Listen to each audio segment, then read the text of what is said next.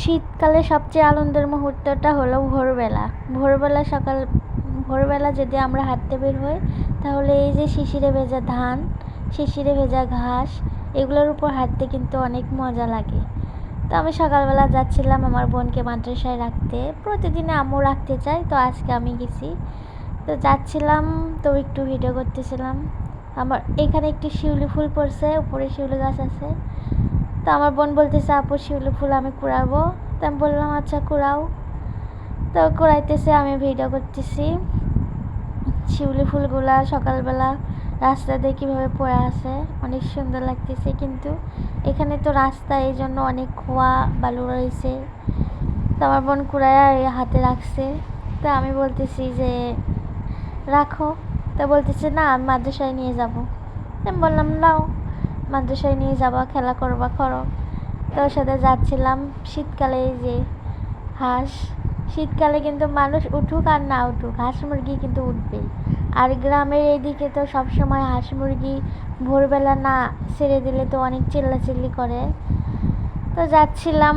এই যে আমার স্কুল, ছোটোবেলা থেকে স্কুলে বড় হয়েছি, স্কুলে পড়াশোনা করছি, বলতে গেলে স্কুল থেকে আমার হাতে খড়ি শুরু।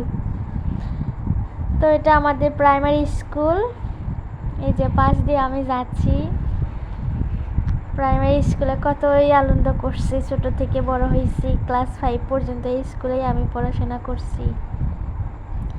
তো আমাদের এদিকে গ্রামের রাস্তায় তো মানুষজন নাই।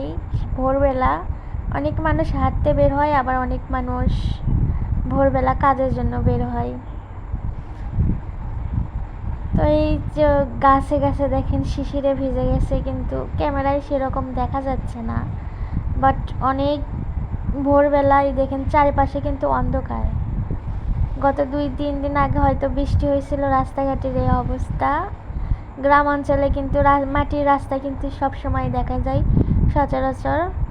তো এই যে মাটির কাদা ভেজা রাস্তার পাশ দিয়ে যাচ্ছি। তো আমার বোন বলতেছে, আপু দেখো ফুলগুলো আরও সতেজ হচ্ছে। তো আমি বললাম দেখি। তো দেখাচ্ছে, সে আবার বোরখার আঁচলে ফুলগুলো নিচ্ছে, বলতেছে দেখো আজকে এই মাদ্রাসায় ফুল নিয়ে আমি মালা কাটবো আর সবাইকে দেবো। তো আমি বললাম আচ্ছা দাও, সমস্যা নেই। তো এই তো ফুলগুলা কত সুন্দর লাগতেছে। তো আমি বললাম চলো। তো ওকে রেখে আসতেছি। এই যে রাস্তাঘাটে এখন মুরগি, হাঁস এগুলো এখন দেখা যাবে, কারণ গ্রামের রাস্তায় প্রতিটা বাড়িতে হাঁস মুরগি সবসময় থাকবে। তো যাচ্ছি। এই যে আমাদের গ্রাম অঞ্চলে সবচেয়ে ঐতিহ্যবাহী হাঁস হলো রাজহাঁস। রাজহাঁসের মাংস খাইতেও যেমন মজা, রাজহাঁস দেখতেও তেমন মজা। তো গ্রামের এইদিকে অনেক হাঁস, তাই অনেক হাঁসের তো চেনা মুশকিল, তাই প্রায় মানুষ হাঁসকে চিহ্ন করে কি দিয়ে, রং দিয়ে।